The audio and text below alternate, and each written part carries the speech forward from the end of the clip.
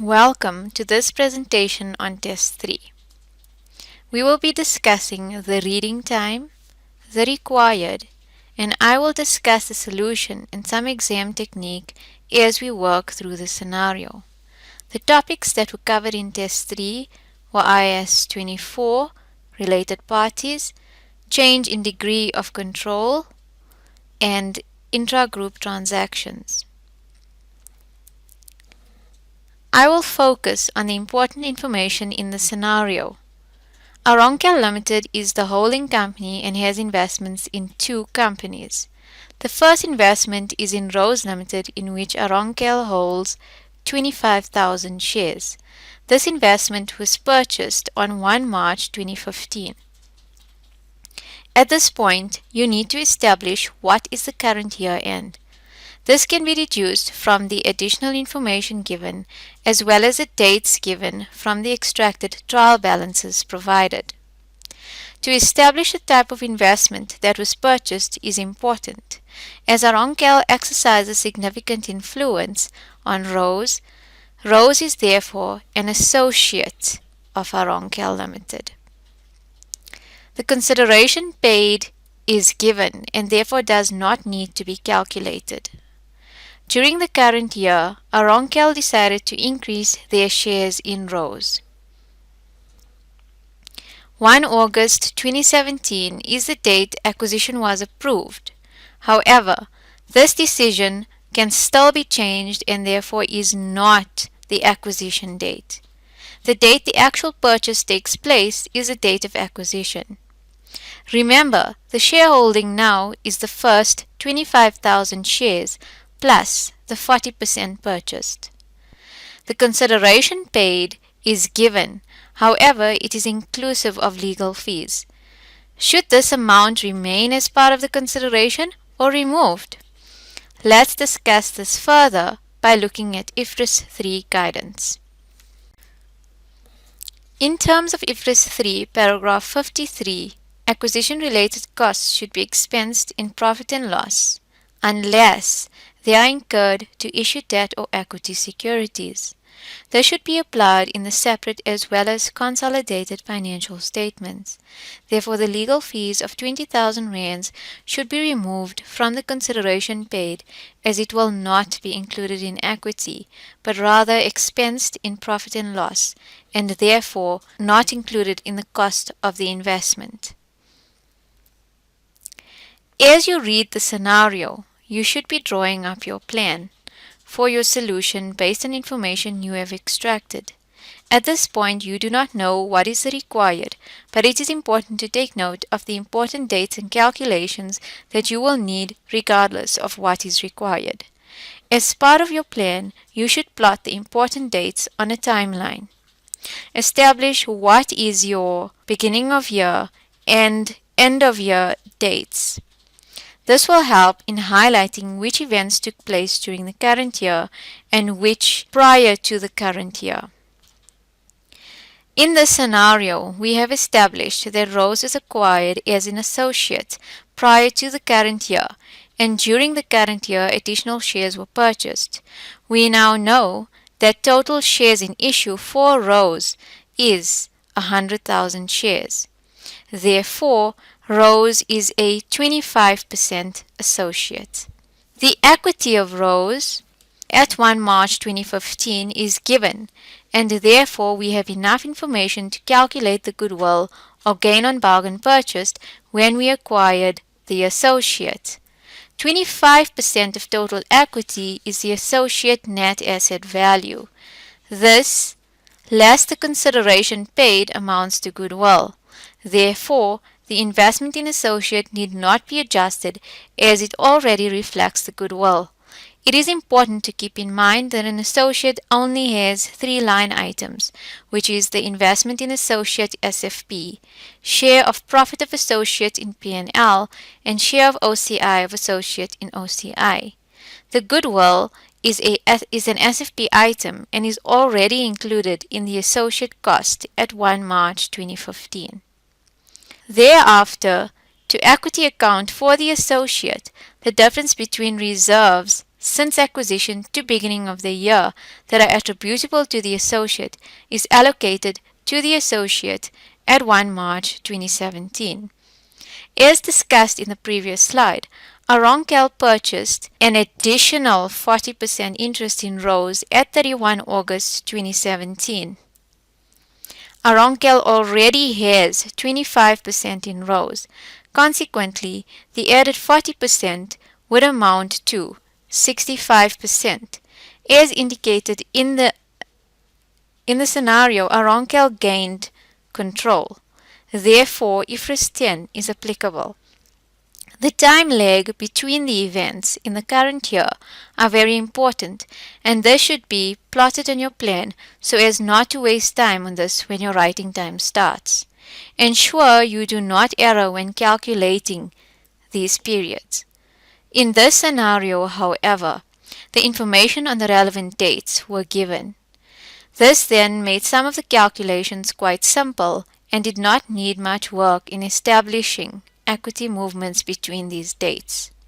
The information stated that Rose paid a dividend of $150,000 at year end. This should be noted to ensure you do not forget to adjust current year profits for this amount. Many students did not use this information and did not make the correct adjustment to current year profit at year end. The scenario also clearly indicated that there are intragroup transactions between Aronkel and Rose. There is therefore unrealized profit in opening inventory. Let me discuss this further. In this scenario, Rose sells inventory to Aronkel. The first thing to ask yourself is, in whose books does profit lie? Rose is selling, and therefore the profit lies in the associate's books. If it were in the current year, we would have debited the associate's profit to remove the unrealized profit and credited inventory in the parent as the underlying asset is accounted for in the parent's books. However, there is no closing inventory in this scenario. We therefore then only adjust retained earnings to account for the unrealized profit from opening inventory and consequently debit retained earnings. It is important to note that retained earnings is a reserve, and any adjustments should always be after tax. In calculating the amount of unrealized profit, it is important to determine the fraction to be used. A starting point is to determine what is 100%. Is it the cost or the selling price? The information states that Rose sells inventory at a gross profit percentage of 33.3%. This means that the selling price is 100%. We know our profit is 33.3%. Therefore, the fraction to be used is always what we want over what we got. As we have the selling price, we have 100% in the denominator. Therefore, the fraction to be used is 33.3 over 100. Many students did this incorrectly in the test. Remember, if the scenario indicated that markup was on cost, then you would use the cost price as 100%. In terms of IFRS 3, paragraph 18, all assets and liabilities of a subsidiary should be measured at fair value at the acquisition date. Therefore, as land is the only item indicated not at fair value, we would need to take this into account in our at acquisition journal and in calculating goodwill. It is also important to remember that this is a capital asset and will be recovered through sale. Therefore, deferred tax should be provided at the CGT rate. The second investment that Aronkel has made is in Violet. Again, we will extract information from the scenario and include on our plan during reading time. Violet is a 60% subsidiary. It was acquired prior to the current year. As Aronkel has control over Violet, IFRS 10 is applicable. Therefore, at the beginning of the year, we will have an opening balance for non-controlling interests. In calculating the opening balance for NCI, we will need to equity account for the investment since acquisition to beginning of the current year. All this information is given and should therefore be noted during reading time. Consequently, calculating the movements between the important dates are fairly simple as the information is given. Valuable time should not be wasted calculating these amounts. During the current year, Violet had a rights issue on 1 November 2017. At this date, Aronkel did not take up the shares in proportion to their shareholding, which resulted in a change in their percentage holding, thus resulting in a change in degree of control. However, Aronkel did not lose control and Violet still remained a subsidiary. The time lag between the period before and after the rights issue needs to be determined to be able to correctly allocate profit and reserves to NCI during these periods at the correct percentage. Fortunately, the information has again been given to us at the relevant dates and only a simple calculation is needed to determine the correct movement. Important to note, Violet paid a dividend of 100,000 at year end. This will affect our calculation of current year profits for the later part of the year.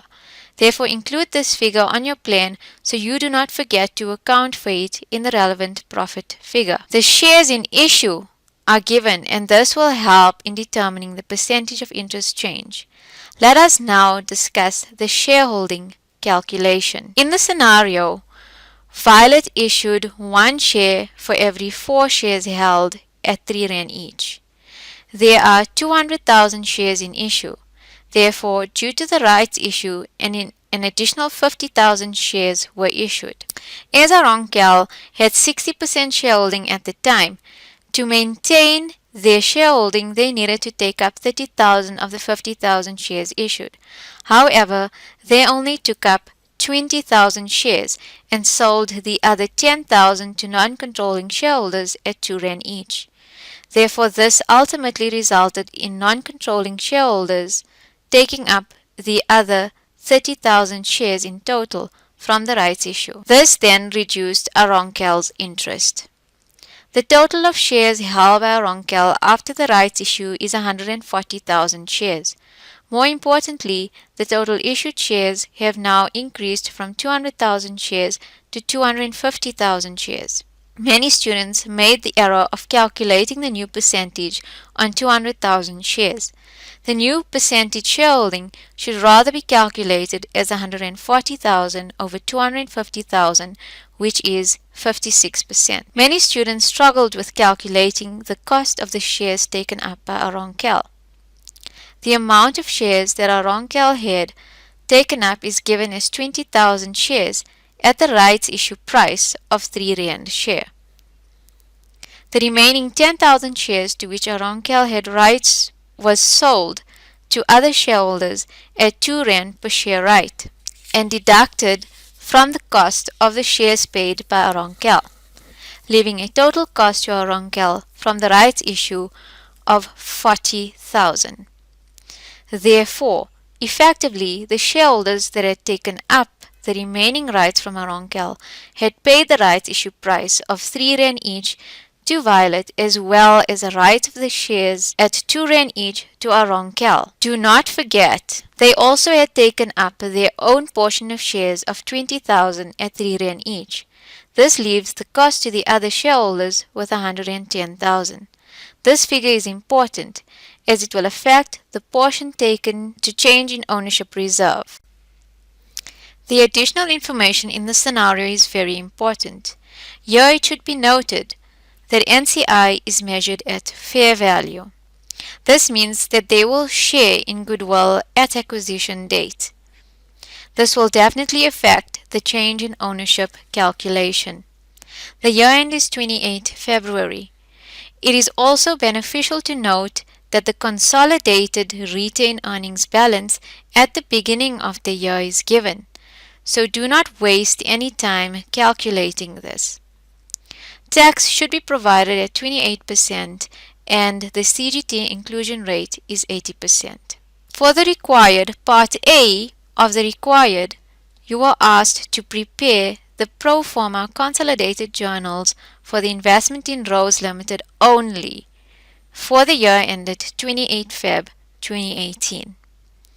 Always read the Please Note section of the required.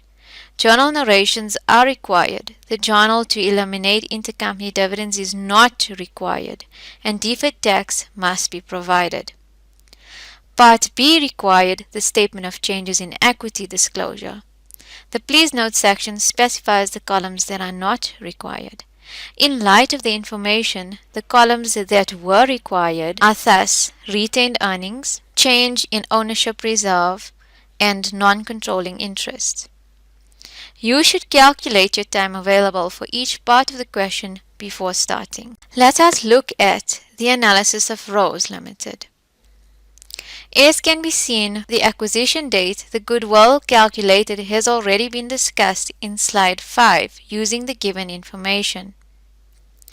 These movements are simple calculations from the given information as discussed. Remember, we were given the retained earnings figure between the relevant dates. When dividends are paid, it is deducted from retained earnings. Therefore, to derive the correct profit between 31 August 2017 and year-end, we would need to add back the dividends of $150,000. Many students did not do this and lost easy marks. Dividends are shown separately to show the portion paid to NCI.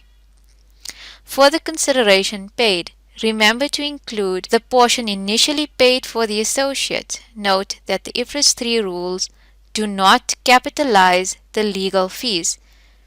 Is still applicable as discussed on slide 4. Now let's look at the journals of Rose as required in Part A. The first journal has already been discussed in slide 6. It is important to note that the intercompany adjustment affects the associate profit and not the carrying amount of the associate. Journal 2 is the movement of profit at the beginning of the year and current year for which the associate's portion is allocated.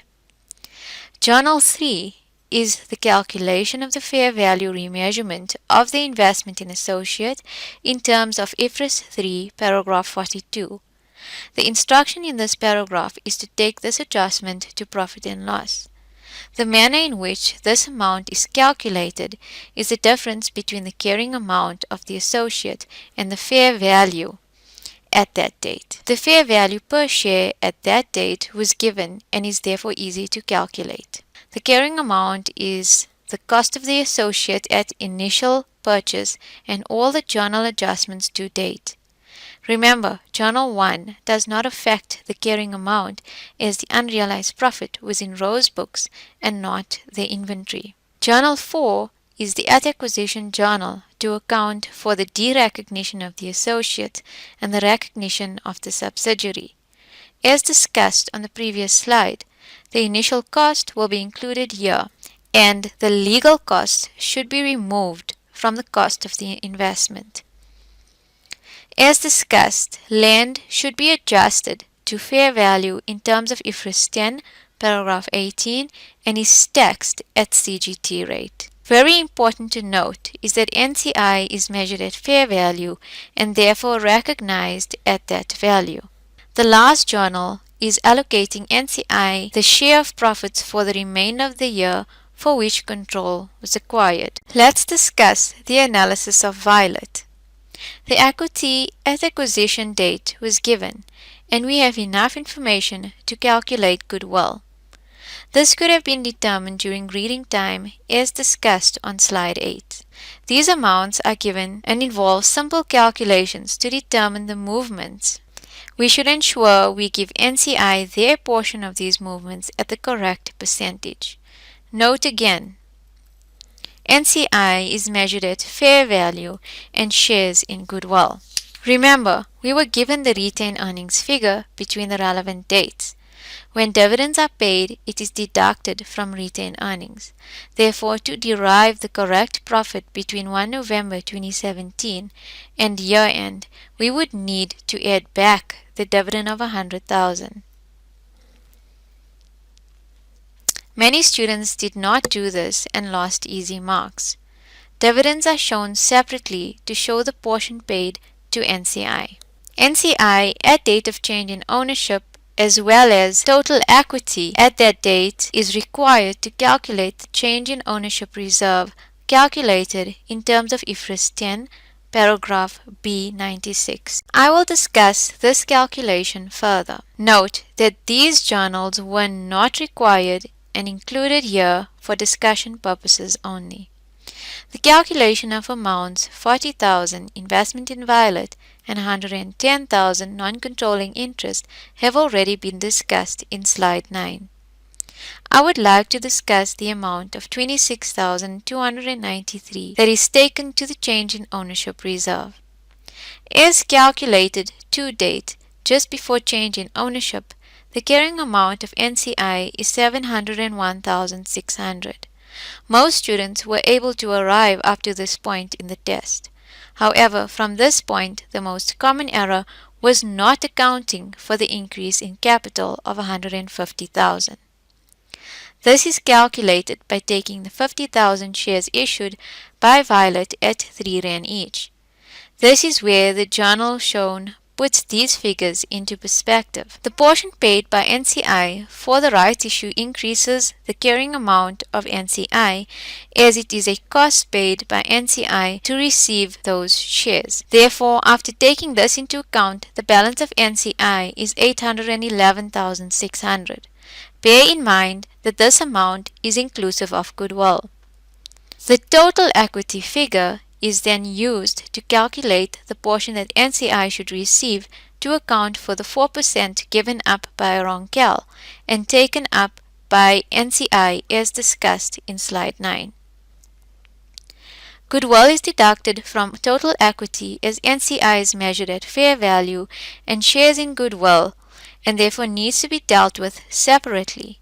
Many students did not remove goodwill. Once these items have been adjusted for, the total equity figure is then multiplied by the new percentage of NCI. This is done to establish what the carrying amount of NCI should be after the rights issue.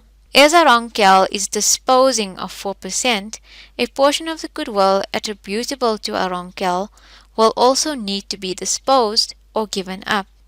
Therefore, the fraction used is 4/60, as the apportionment is not done from the total goodwill of 43,000, but from only Aronkel's share, which is 26,600. Most students used the incorrect fraction in the test. NCI's initial share of goodwill is then added back here so that all goodwill attributable to NCI is included.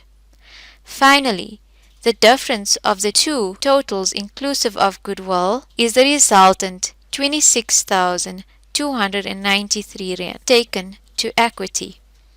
Therefore, due to the issue of shares by Violet, NCI increased with two amounts. The amount by which NCI as well as the portion of equity from change in ownership. The sum of these amounts is the amount disclosed in the NCI column of the Statement of Changes in Equity. Part B of the required disclosure of Statement of Changes in Equity. The columns required for this disclosure was the retained earnings column, change in ownership column, and NCI column. For the retained earnings column consists of the opening balance, which was given, the profit for the year, which is calculated as the profit of Aronkel, the parent, plus the profit of Violet, the subsidiary, that was a subsidiary before the current year and remained a subsidiary at year end. Violet had a change in ownership during the year, and therefore the profit figures calculated relevant to those periods are added here, plus the profit of Rose Ltd, a subsidiary at year end, adjusted for the pro forma journals, which is provided on slide 13. In the additional information, it is stated that Aronkel did not pay any dividends.